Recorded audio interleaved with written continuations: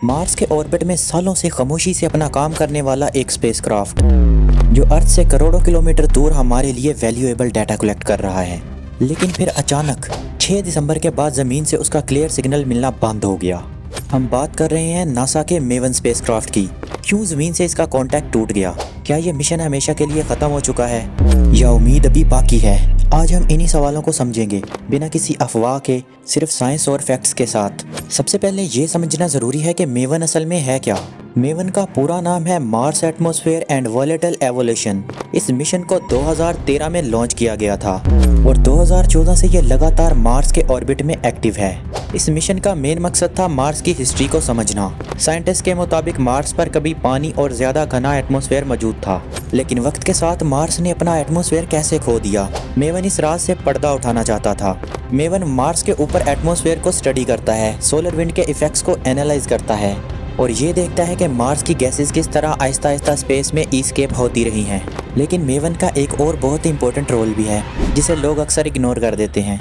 Maven Mars पर मौजूद rovers के लिए रिले स्टेशन का काम करता है, यानी रोवर्स अपना डाटा पहले मेवन को भेजते हैं और मेवन उस डाटा को अर्थ पर नासा तक पहुंचाता है। इसलिए मेवन का खामोश हो जाना सिर्फ एक स्पेसक्राफ्ट का इशू नहीं, बल्कि पूरे मार्स एक्सप्लोरेशन नेटवर्क के लिए चैलेंज है। अब बात करते हैं उस स्टेशन की जिसने साइंटिस्ट को कंसर्न कर दिया। नासा के मुताबिक 6 दिसंबर के बाद मेवन से कोई डायरेक्ट और क्लियर सिग्नल रिसीव नहीं हुआ। इसका मतलब ये नहीं कि स्पेसक्राफ्ट फेल हो गया, लेकिन कम्युनिकेशन का अनएक्सपेक्टेड तौर पर बंद हो जाना एक सीरियस मैटर ज़रूर है। इंजीनियर्स इस वक्त डिफरेंट पॉसिबिलिटीज़ को एनालाइज कर रहे हैं। एक साइंटिफिक अंदाज़ा ये भी है कि स्पेसक्राफ्ट शायद सेफ मोड में चला गया हो। सेफ मोड वो कंडीशन होती है जब स्पेसक्राफ्ट का ऑनबोर्ड कंप्यूटर किसी पॉसिबल फॉल्ट को डिटेक्ट करता है और अपनी हिफाजत के लिए किसी नॉन एसेंशियल सिस्टम को बंद कर देता है। लेकिन ये सिर्फ एक थ्योरी है, इसकी नासा ने अभी तक कोई ऑफिशियल कंफर्मेशन नहीं दी।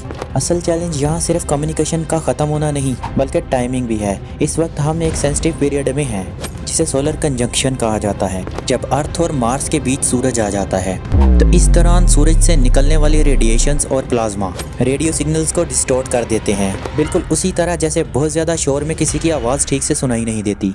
इस वजह से नासा सोलर कंजंक्शन के दौरान मार्स मिशन को कमांड्स भेजना बंद कर देता है। गलत या डिस्टॉर्ट सिग्नल स्पेसक्राफ्ट को गलत कमांड दे सकता है जो सिचुएशन को और ज़्यादा ख़राब कर सकता है। इसलिए कॉन्टैक्ट टूटने के बावजूद नासा के इंजीनियर्स अभी फुल रिकवरी अटेम्प्ट्स नहीं कर रहे। उन्हें सोलर कंजंक्शन के ख़त्म होने का इंतज़ार है। तो सवाल ये है, क्या मेवन मिशन फेल हो चुका है? तो जवाब है बिल्कुल नहीं। स्पेस मिशंस में कम्युनिकेशन का टूटना पहले भी होता रहता है। कई मिशंस ऐसे भी रहे हैं जो हफ्तों या महीनों की खामोशी के बाद दोबारा कांटेक्ट एस्टेब्लिश कर लेते हैं। नासा ने ऑफिशियली कंफर्म किया है कि मेवन अभी तक लॉस्ट डिक्लेयर नहीं हुआ। सोलर कंजंक्शन के बाद जब कम्युनिकेशन कंडीशंस नॉर्मल होंगी, इंजीनियर्स दोबारा मेवन को वेकअप और डायग्नोस्टिक कमांड्स भेजेंगे।